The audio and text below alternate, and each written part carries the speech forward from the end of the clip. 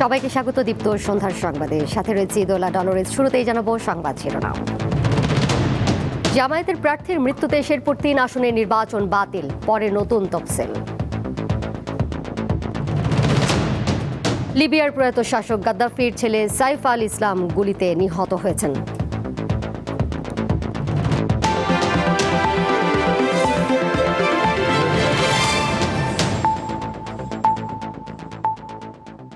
শেরপুর ৩ আসনে জামায়াত ইসলামের প্রার্থী মোহাম্মদ নুরুজ্জামান মারা গেছেন। ৫১ বছর বয়সী মোহাম্মদ নুরুজ্জামান শেরপুর জেলা জামায়াত ইসলামীর সেক্রেটারি ছিলেন। মঙ্গলবার রাত ৩টার দিকে মারা যান তিনি। কিডনিজনিত রোগে হাসপাতালে ভর্তি থাকা অবস্থায় নুরুজ্জামান মারা যান। মরহুমের প্রথম নামাজের জানাজা দুপুর ২:৩০টায় শেরপুর দারোগালী পৌর পার্কে অনুষ্ঠিত হয়। এরপর তার মরদেহ নিয়ে যাওয়া হয় নিজ নির্বাচনী এলাকা শ্রীবর্দীতে। সেখানে বিকেল ৫টায় শ্রীবর্দী সরকারি কলেজ মাঠে হয় দ্বিতীয় জানাজা। জানাজা শেষে তাকে পারিবারিক কবরস্থানে দাফন করা হয়েছে। তিনি রাজনীতির পাশাপাশি শ্রীবর্দী উপজেলার তাতাহাটি তার প্রতিষ্ঠিত আইডিয়াল উচ্চ বিদ্যালয়ের প্রধান শিক্ষক হিসেবে কর্মরত ছিলেন। মৃত্যুকালে তিনি স্ত্রী ও এক ছেলে সন্তান রেখে গেছেন।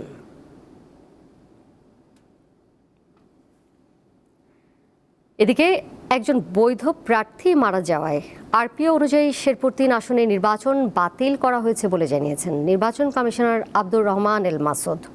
দুপুরে নিজ কার্যালয়ে ব্রিফিংয়ে তিনি বলেন, ১২ ফেব্রুয়ারির আগে আসনটিতে নতুন তফসিল দেওয়ার সুযোগ নেই।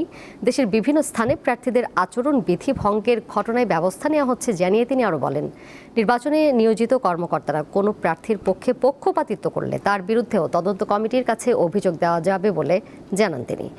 সুষ্ঠু নির্বাচনের জন্য সকল রাজনৈতিক দলের সহযোগিতা প্রত্যাশা করে কমিশন। এছাড়া ঢাকা ১৭ আসনের এক প্রার্থীর সেনাবাহিনীর সদস্যদের সাথে দুর্ব্যবহারের বিষয় প্রমাণিত হলে ব্যবস্থা নেওয়া হবে বলেও জানান তিনি। আরপিওর ১৭ অনুচ্ছেদ অনুযায়ী ওই নির্বাচনের পরবর্তী পদক্ষেপ পরবর্তী সকল কিছু বাতিল করা হবে, বাতিল হয়ে গেছে এবং শিগগিরই আমরা নির্বাচন কমিশন নতুন করে ওখানে শিডিউল ঘোষণা করব। দুর্ব্যবহার যদি আইনের কাঠামোতে যদি আচরণ বিধি ভঙ্গ বোঝা যায় তাহলে তারা নিশ্চয়ই তার ব্যবস্থা গ্রহণ করা যেতে পারে। তো এটা facts to facts, case to case ভিত্তিতে এটা বলতে হবে। দুর্নীতি আর রাজনীতি একসাথে যায় না, তাই এবারে নির্বাচন গত ৫৪ বছরে যারা জাতির সাথে প্রতারণা করেছে তাদেরকে লাল কার্ড দেখানোর নির্বাচন বলে জানিয়েছেন জামায়াত ইসলামীর আমির ডাক্তার শফিকুর রহমান। বুধবার লালমনিরহাট ও নীলফামারী জেলার নির্বাচনী জনসভায় তিনি আরও বলেন, কোনো বৈষম্য নয়, সকল ধর্ম বর্ণ নির্বিশেষে গড়া হবে আগামীর বাংলাদেশ। উত্তরের সীমান্তবর্তী লালমনিরহাট জেলার তিস্তা পাড়ের ব্যারেজ হেলিপ্যাড মাঠে আয়োজিত জামায়াতের নির্বাচনী জনসভায় অংশ নিতে সকাল থেকেই জড়ো হন নেতাকর্মীরা। মাঠ কানায় কানায় পূর্ণ হয়ে জনস্রোত ছড়িয়ে পড়ে আশপাশের সড়কেও। বেলা ১টার দিকে হেলিকপ্টারের সমাবেশের স্থলে পৌঁছান জামায়াত ইসলামের আমির ডাক্তার শফিকুর রহমান। এ সময় তিনি বলেন, জামায়াত ক্ষমতায় গেলে তিস্তা মহাপরিকল্পনা বাস্তবায়নের মাধ্যমে একে উত্তরবঙ্গের অর্থনৈতিক কেন্দ্রবিন্দুতে পরিণত করা হবে। এই তিস্তাকে ইনশাআল্লাহ বিইজনিল্লাহ আমরা তিস্তাকে জীবন দিব ইনশাআল্লাহ। ওই তিস্তার কঙ্কালার মরুভূমি থাকবে না।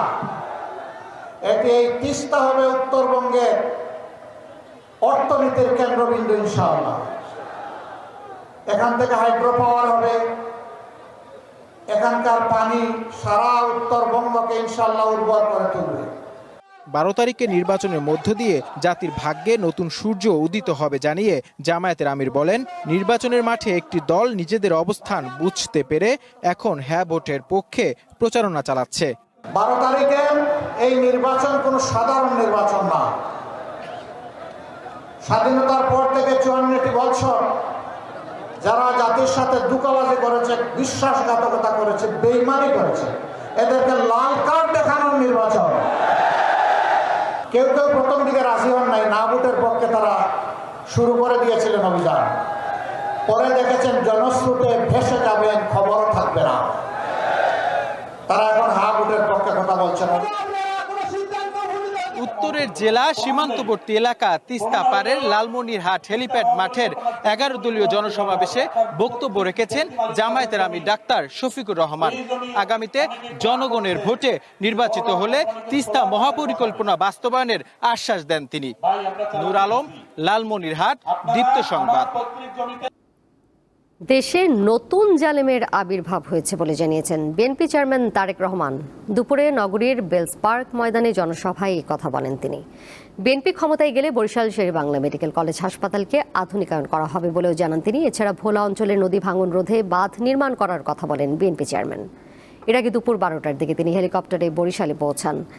তাকে এক নজর দেখতে সকাল থেকেই বেলস পার্ক ও আশপাশের এলাকায় বরিশাল বিভাগের 6 জেলার লাখো নেতাকর্মী ও সাধারণ মানুষ উপস্থিত হন। সমাবেশে বরিশাল বিভাগের 21টি আসনের বিএনপি ও মিত্র জোটের প্রার্থীরা উপস্থিত ছিলেন। বরিশালের জনসভা শেষে ফরিদপুরের উদ্দেশ্যে রওনা হন তারেক রহমান।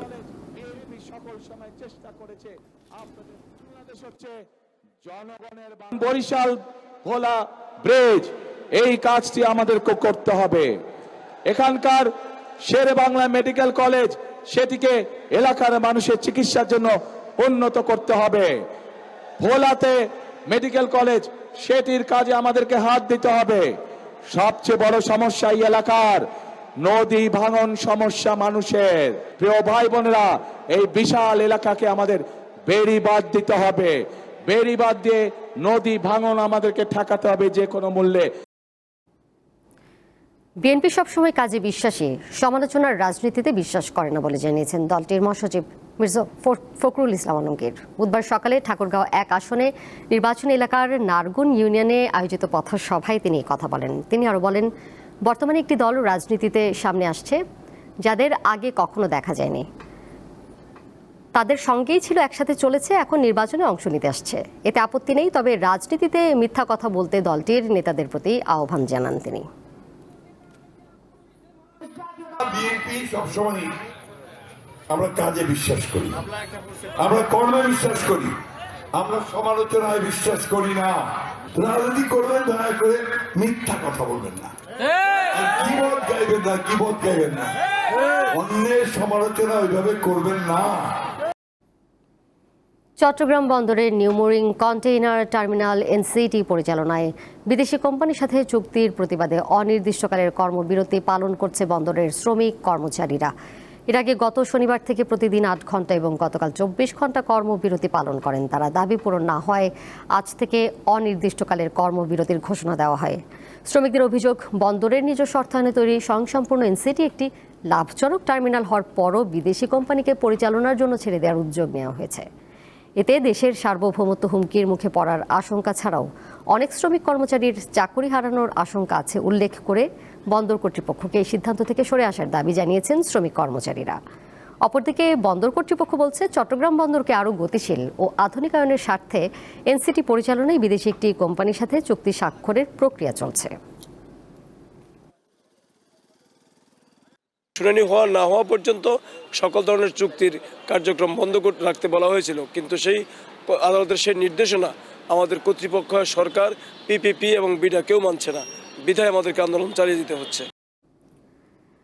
নির্বাচনে সমুদ্র ও উপকূলীয় এলাকায় নৌবাহিনীর 7টি যুদ্ধজাহাজ এবং 5000 নৌ সদস্য মোতায়েন থাকবে বলে জানিয়েছেন নৌবাহিনী প্রধান অ্যাডমিরাল এম নাজমুল হাসান।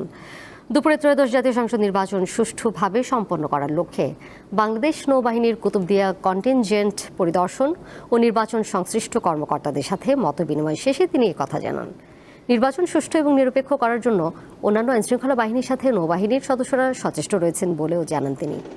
পর্যাপ্ত সংখ্যক ড্রোন এবং বডি ওর্ন ক্যামেরা ব্যবহারের মাধ্যমে পরিস্থিতি নিবিড়ভাবে পর্যবেক্ষণ করা হচ্ছে বলেও জানান নৌবাহিনী প্রধান। নরসিংদীর রায়পুরায় আধিপত্য বিস্তার ও গোষ্ঠীগত দ্বন্দ্বে মুস্তাকিম মিয়া নামে এক শিক্ষার্থী গুলিবিদ্ধ হয়ে নিহত হয়েছে। সকালে উপজেলার শ্রীনগর ইউনিয়নের সায়দাবাদ এলাকায় এই ঘটনা ঘটে। নিহত মুস্তাকিম ওই এলাকার সৌদি প্রবাসী মাসুদ রানার ছেলে এবং স্থানীয় একটি স্কুলের 7ম শ্রেণীর শিক্ষার্থী। এলাকাবাসী জানায়, সকালে এরশাদ অনুসারীরা আগ্নেয়াস্ত্র নিয়ে হানিফ মাস্টারের অনুসারীদের বাড়িতে গিয়ে হামলা চালায়। এ সময় গুলিবিদ্ধ হয়ে ঘটনাস্থলেই মারা যায় মুস্তাকিম। আহত হয় উভয় পক্ষের অন্তত 10 জন। ঘটনার পর পুলিশ, সেনাবাহিনী ও বিজিবি সদস্যরা গিয়ে পরিস্থিতি নিয়ন্ত্রণে আনে।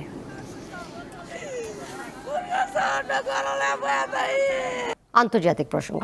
লিবিয়ার প্রয়াত শাসক মুয়াম্মার গাদ্দাফির ছেলে সাইফ আল ইসলাম গাদ্দাফিকে গুলি করে হত্যা করা হয়েছে। স্থানীয় সময় মঙ্গলবার দেশটির পশ্চিমাঞ্চলীয় শহর জিনতানে তিনি গুলিবিদ্ধ হয়ে মারা যান। আল জাজিরার প্রতিবেদনে বলা হয়, গত এক দশক ধরে সাইফ আল ইসলাম ওই শহরে অবস্থান করছিলেন। 53 বছর বয়সী সাইফ আল ইসলামের মৃত্যুর খবর নিশ্চিত করেছেন তার রাজনৈতিক উপদেষ্টা আবদুল্লাহ ওসমান। তবে কারা এই হামলা চালিয়েছে বা কোন পরিস্থিতিতে এই হত্যাকাণ্ড ঘটেছে তা এখনও স্পষ্ট নয়। লিবিয়ার অ্যাটর্নি জেনারেলের কার্যালয়ে এই ঘটনার তদন্ত শুরু করেছে বলে জানিয়েছে স্থানীয় গণমাধ্যম। লিবিয়ার সাবেক একনায়ক গাদ্দাফির ছেলেদের মধ্যে সবচেয়ে পরিচিত ও ক্ষমতাধর ছিলেন সাইফ গাদ্দাফি। তিনি গাদ্দাফির দ্বিতীয় সন্তান। 2011 সালে বাবার পতনের পর তিনি গ্রেপ্তার হলেও 2017 সালে কারাগার থেকে মুক্তি পান। লিবিয়ার রাজনীতিতে প্রভাবশালী নেতা সাইফ গাদ্দাফিকে তাকে তার বাবার সম্ভাব্য উত্তরাধিকারী হিসেবেও বিবেচনা করা হতো। ভেনেজুয়েলার তেল বিক্রির পুরো $50 কোটি দেশটির সরকারকে ফেরত দিয়েছে যুক্তরাষ্ট্র। এক মার্কিন কর্মকর্তা জানান, গেল মাসে কারাকাস ও ওয়াশিংটনের মধ্যে হওয়া চুক্তির অংশ হিসেবে প্রাথমিক তেল বিক্রির পুরো অর্থ ভেনেজুয়েলাকে ফেরত দেওয়া হয়েছে। 3 জানুয়ারি যুক্তরাষ্ট্রের সামরিক বাহিনী ভেনেজুয়েলার প্রেসিডেন্ট নিকোলাস মাদুরোকে অপহরণ করার পর ওই চুক্তি হয়। ওই কর্মকর্তা জানান, তেল বিক্রির অর্থ কাতারে রাখা হয়েছিল, যার মূল লক্ষ্য ছিল ঠিকভাবে দেশ পরিচালনা করতে ভেনেজুয়েলা সরকারকে সহায়তা করা। জানা গেছে 2 ধাপে ভেনেজুয়েলাকে তেল বিক্রির টাকা দিয়েছে যুক্তরাষ্ট্র। প্রথমে $30 কোটি এবং সবশেষ $20 কোটি দেওয়া হয়। গত মাসে ভেনেজুয়েলার প্রেসিডেন্ট নিকোলাস মাদুরোকে আটকের পর ভেনেজুয়েলার তেল বিক্রি শুরু করে যুক্তরাষ্ট্র। টি-20 বিশ্বকাপ সামনে রেখে আন্তর্জাতিক টি-20 দলের হালনাগাদ র্যাঙ্কিং প্রকাশ করেছে বিশ্ব ক্রিকেটের নিয়ন্ত্রক সংস্থা আইসিসি। এবারের বিশ্বকাপে অংশ নেওয়া দলগুলোর মধ্যে র্যাঙ্কিংয়ে শীর্ষে রয়েছে ভারত, সবার শেষে আছে ইটালি। আইসিসির হালনাগাদ করা টি-20 র্যাঙ্কিংয়ে 273 রেটিং পয়েন্ট নিয়ে সবার উপরে ভারত, আর 261 পয়েন্ট নিয়ে অস্ট্রেলিয়া দ্বিতীয় এবং 259 পয়েন্ট নিয়ে ইংল্যান্ড তৃতীয় স্থানে রয়েছে। নিউজিল্যান্ড ও দক্ষিণ আফ্রিকা 4 ও 5 নম্বরে। এদিকে সবশেষ অস্ট্রেলিয়াকে হোয়াইট ওয়াশ করা এক ধাপে গিয়ে পাকিস্তানের অবস্থান ষষ্ঠ।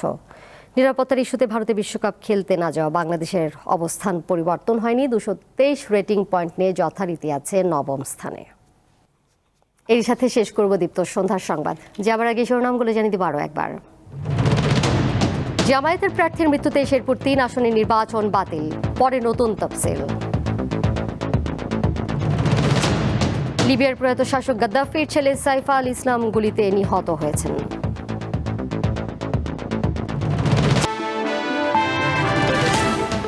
এই ছিল এখনকার মতো। পরের সংবাদ দেখবেন রাত 11টায়।